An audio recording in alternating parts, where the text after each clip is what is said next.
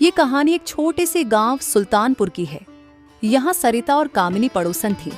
जहाँ सरिता स्वभाव से थोड़ी नरम, सरल और ईमानदार थी, वहीं कामिनी उतनी ही चालाक, शातिर और अत्यंत लालची थी। कामिनी का पति अपाहिज और वहला था। कामिनी अपने पति से घर का काम करवाती थी और खुद बाहर जाती थी काम करने के लिए। कामिनी गांव की अमरूद की एक बहुत बड़ी व्यापारी थी।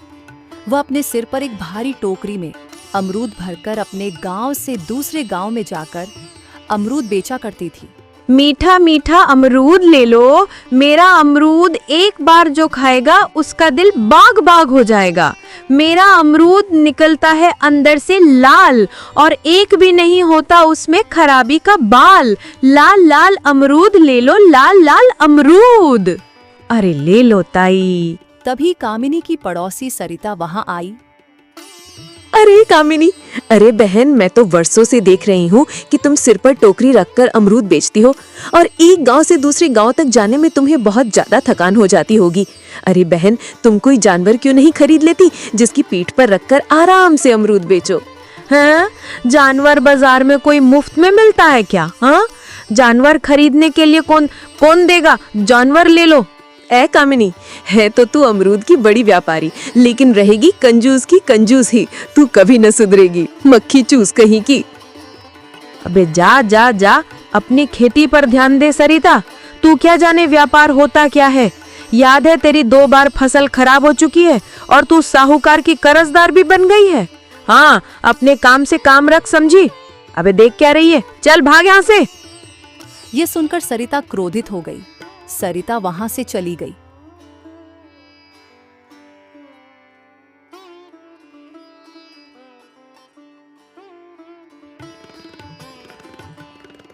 कुछ देर बाद कामिनी के सारे अमरूद बिक गए और वह एक पेड़ के नीचे बैठ गई। चलो अब अपने गांव चलते हैं। आज की आमदनी तो एकदम टनाका हो गई, बहुत बढ़िया। वैसे एक बात तो सरिता ने बिल्कुल सही कही थी। अगर मेरे पास कोई गाय या घोड़ा होता तो आराम से उसकी पीठ पर रखकर अमरूद बेच सकती थी, पर जानवर भी बड़े महंगे मिलते हैं। चलो अभी तो घर चले। इतना कहकर कामिनी उठकर खड़ी हुई और जंगल के रास्ते अपने गांव की ओर रवाना हो गई। वह आधे रास्ते तक पहुंची ही थी कि तभी उसकी नजर एक गाय पर पड़ी जो उदास खड़ी थी।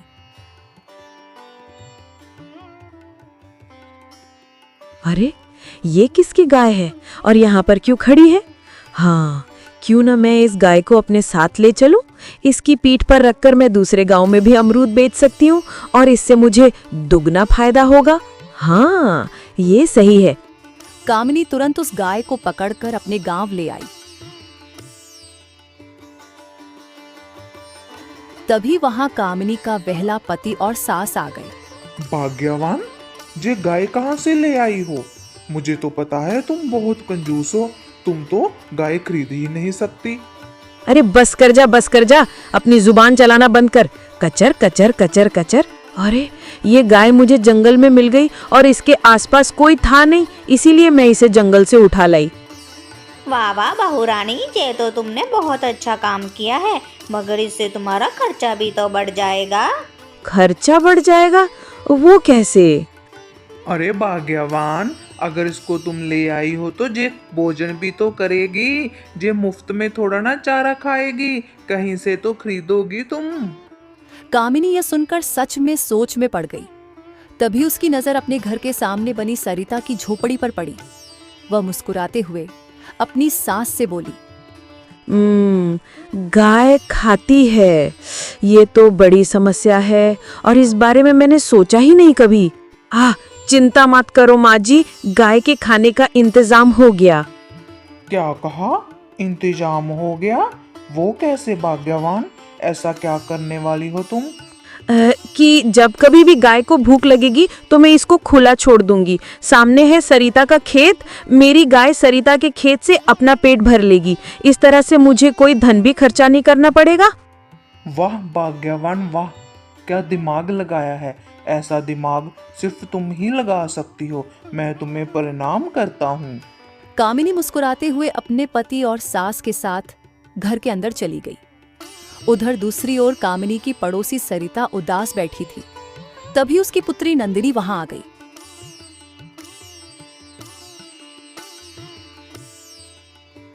क्या बात है माँ, आप इतनी उदास क्यों लग रही हो? कुछ हुआ है क्या? अरे तू तो ऐसे बोल रही है बेटी जैसे तुझे कुछ पता ही नहीं। अरे पिछली बार मेरी फसल में कीड़े लग गए, पूरी फसल खराब हो गई। साहूकार से कर्जा लिया और फिर दोबारा खेती की, फिर अचानक से भयंकर वर्षा हो गई, फसल खराब हो गई। अरे अब तीसरी बार साहूकार से कर्जा लेना पड़ रहा है। मेरे सिर पर तो मुसीबत का अंबार लगा है। क्या कहूँ, ऐसे में उदास ना हो तो और क्या करूँ। माँ, आप बिल्कुल भी फिक्र मत करिए, मुझे भगवान पे पूरा भरोसा है। वो इस बार आपकी इच्छा जरूर पूरी करेंगे और आपकी फसल भी अच्छी होगी। तेरे मुंह में घी शक्कर बिटिया, भगवान ऐसा ही करे, नहीं तो साहूकार मेरा जीना हराम कर देगा।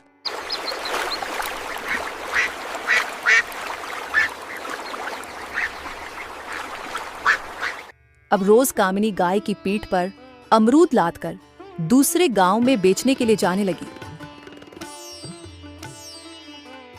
अरे जब से एक गाय आई है तब से मेरे व्यापार में 4 चांद लग गए हैं। देख रहे हो कितना मुनाफा हो रहा है। भाग्यवान, वो सब इसलिए हुआ है, पहले तुम 1-2 गांव में ही अमरूद बेच कर आती थी, अभी तुम ज्यादा गांव में जाने लगी हो इस गाय की वजह से। अरे तुम बिल्कुल सही कह रहे हो, और गाय के लिए घास फूस खरीदने की भी कोई जरूरत नहीं होती। ऐसे ही खुला छोड़ दो, दूसरों के खेत में जाकर पेट भर के वापस आ जाती है। ये सुनकर कामिनी के पति थोड़ा क्रोधित हो गए। देखो भाग्यवान, मैंने तुम्हें बताया नहीं, मगर गांव के लोग सब पीठ पीछे तुम्हारी शिकायत लेके आए मेरे पास। कल जे सेठ जी के खेतों में जाके उनकी फसल खराब करके आई है। ये सुनकर कामिनी गंभीर हो गई और तुरंत बाहर आकर एक डंडा लेकर गाय को बुरी तरह से पीटने लगी। गाय की आंखों से आंसू निकलने लगे। तभी उसका पति आ गया। अरे अरे भाग्यवान, जे क्या कर रही हो? इस बेचारी गाय को इतना क्यों मार रही हो? क्यों पाप चढ़ा रही हो अपने सर पर? मगर कामिनी ने अपने पति की बात नहीं सुनी और गाय की ओर क्रोधित होकर देखती हुई बोली, अबे सुन बे गाय, कान खोल के मेरी बात सुन। तू कहीं भी जाकर मुंह मार, घास चर, लेकिन हमारे गांव के कुछ बड़े लोगों के खेत में घुसने की गलती से भी मत करना, और खास तौर से साहूकार और मुखिया के खेत में, नहीं तो लेने के देने पड़ जाएंगे। अगर तुझे घुसना ही है तो मेरे सामने जो पड़ोसी सरिता रहती है उसके खेत में घुसना, जितनी मर्जी उतना खा, मुझे कोई आपत्ति नहीं। अगर साहूकार और मुखिया के खेत में गई, चारा खाएगी तो इधर से डंडा भी खाएगी, समझी? बोल हाँ। अरे कामिनी, तू पागल हो गई है क्या? वो एक जानवर है, गाय कैसे समझेगी तुम उसे क्या बोल रही हो? अरे बस बस, सब समझती है। गाय है तो क्या हुआ, कम से कम आंखों के इशारे तो समझती है ना। और अभी तो बोला इसने ऐसे करके।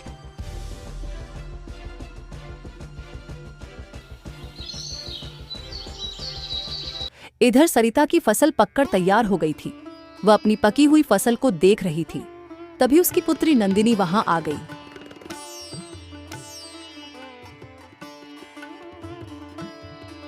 क्यों माँ, मैं ना कहती थी इस साल आपकी फसल बहुत अच्छी हो जाएगी।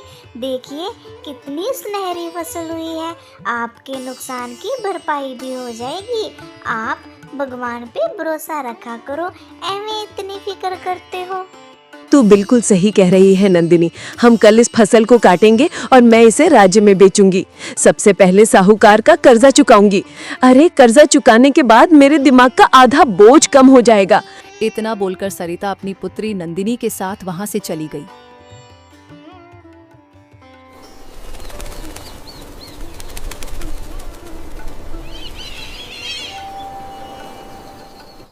उधर शाम को कामिनी अपनी गाय को कुछ भी खाने को नहीं देती। सुनो भाग्यवान, तुम्हारी गाय भूखी है, अगर तुम इसको ऐसे ही भूखी रखोगी तो ये सामान नहीं उठा पाएगी और तुम्हारा नुकसान हो जाएगा। अरे चिंता मत करो, मैंने उसे जानबूझकर भूखा रखा है ताकि मेरी बात उसकी बुद्धि में बैठ जाए। अबे सुन गाय, वो सामने जो सरिता का खेत दिख रहा है ना, हाँ वही खेत है। वहां जा और जितनी मर्जी हो उतना पेट भर के खा। जा जा। गाय जो भूखी थी, बेचारा कामिनी की बात को मानते हुए सीधा सरिता के खेत में घुस गई।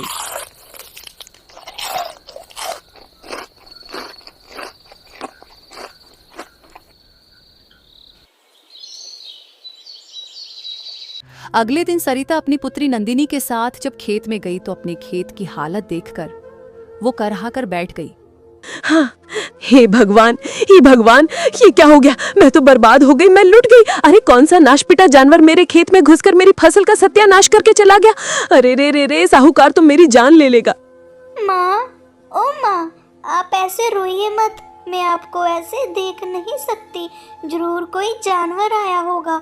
और मैंने सुना है गांव के लोगों से कि जो कामिनी गाय लेके आई है वो लोगों की फसल बर्बाद कर देती है।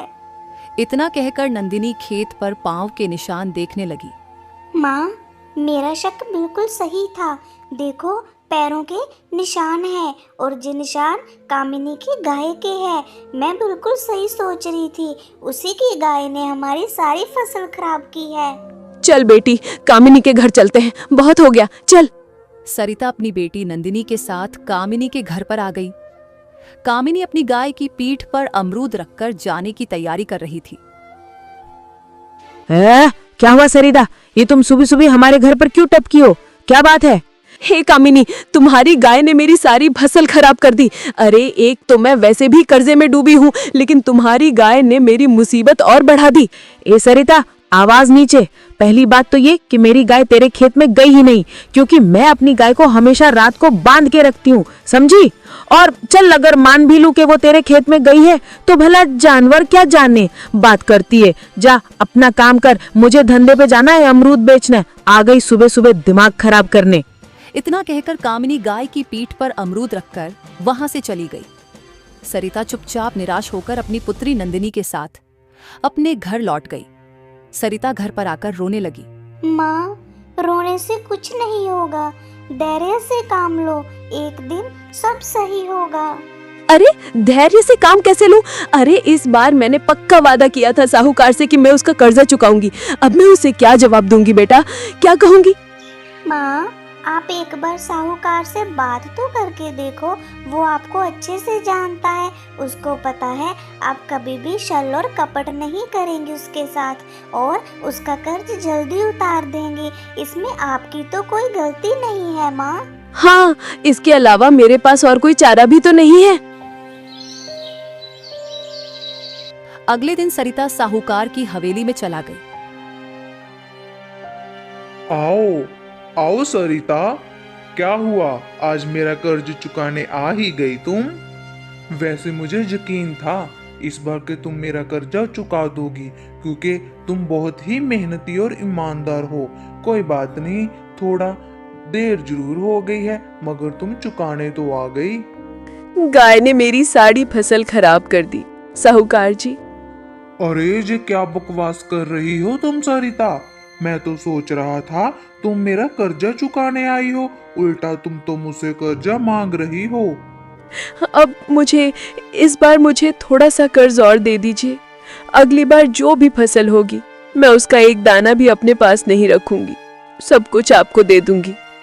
मुझ पर और मेरी बेटी पर दया करो साहूकार जी, मुझे एक मौका दे दीजिए, मैं आपके हाथ जोड़ती हूँ।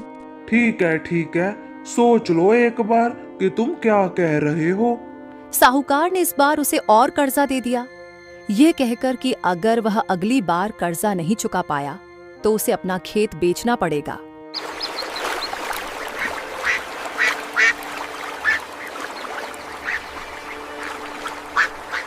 कुछ समय बाद सरिता दोबारा बीज खरीद कर अपनी पुत्री नंदिनी के साथ मेहनत करने लगी। कुछ ही समय में सरिता की फसल फिर से पककर तैयार हो गई। बेटा नंदिनी, कल फसल काटकर मैं राज्य में बेच आऊंगी, और हाँ, आज रात हम दोनों खेत में ही सोएंगे। मुझे डर है कि कहीं वो गाय दोबारा से ना आ जाए। आप सही कह रही हैं माँ, हमें यहीं पे सोना चाहिए। कोई जानवर आके इस बार हमारी फसल खराब नहीं कर पाएगा।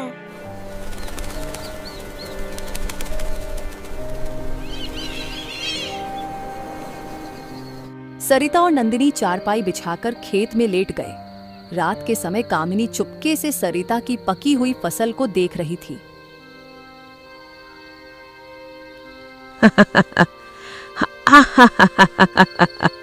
अरे मेरी प्यारी गाय, भूख लगी है ना?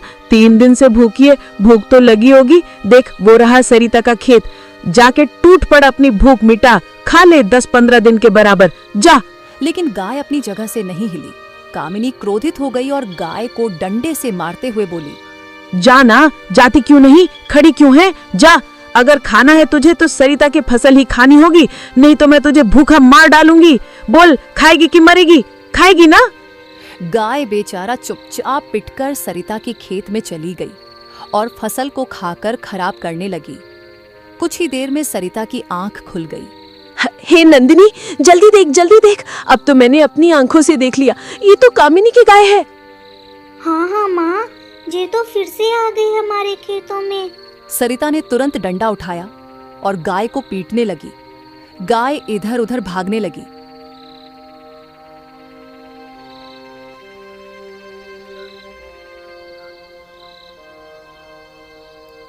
माँ, इसको इतनी बेदर्दी से मत मारो, वो जानवर है, उसका क्या ही कसूर है माँ। अरे बकवास बंद कर बेटा, मैं तो बर्बाद हो गई, मैं सड़क पर आ गई और मैं इसकी जान ले लूंगी। मेरी सारी फसल बर्बाद हो गई, अब तो मेरे हाथ से खेत भी चला गया। और देखते ही देखते सरिता की सारी फसल खराब हो गई। नंदिनी उसे चुप कराने लगी।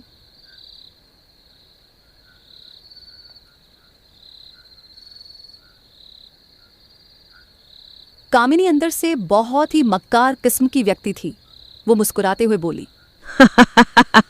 बहुत सही किया तूने, बड़ी आई थी, पिछली बार अकड़ दिखाने आई थी, ऊंची आवाज में बात कर रही थी, कल आएगी तो इसकी अकड़ ठिकाने कर दूंगी। हाँ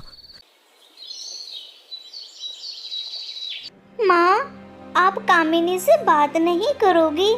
ऐसे तो उसकी गाय हर साल हमारी फसल खराब करेगी। कोई फायदा नहीं बेटी, कामिनी एक व्यापारी है, मैं उसके मुकाबले में कहीं नहीं ठहरती।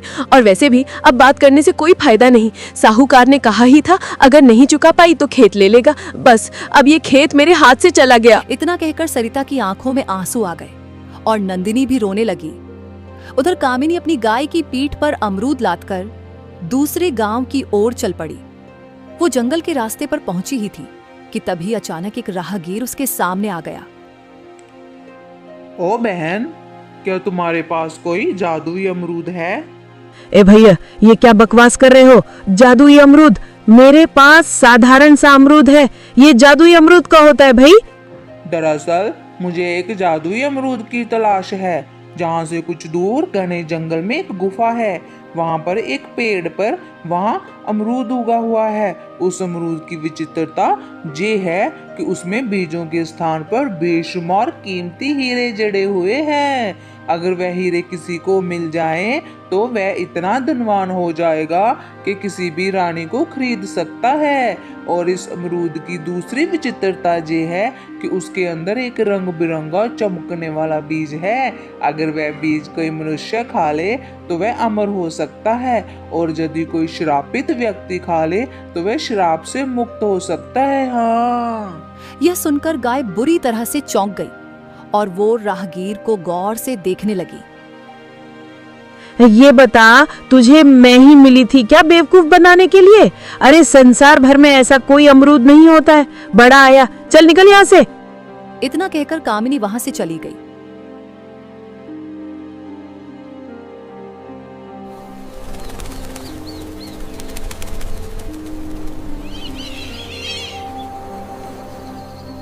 शाम के समय कामिनी खाना खाने के दौरान अचानक जोर जोर से हंसने लगी। अचानक से कामिनी को हंसते हुए देख उसका पति उससे बोला, हैं? क्या हुआ भाग्यवान, आज बहुत हंस रही हो, लगता कुछ अच्छा हुआ है। अरे मैं तुमको एक बात तो बताना भूल ही गई। आज रास्ते में मुझे एक पागल मिला था। अरे बड़ी ही विचित्र और मूर्खतापूर्ण बातें कर रहा था। इतना कहकर कामिनी ने अपने पति को सारी घटना बता दी।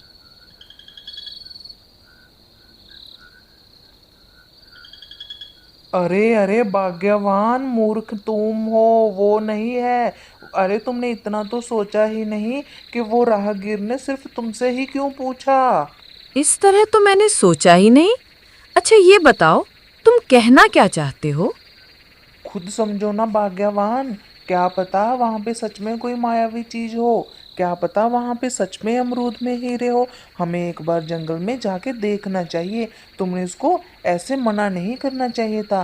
क्या पता सच में उसके बीच में बड़ा हीरा हो और हम दोनों खा के उसको हमेशा के लिए अमर हो जाते।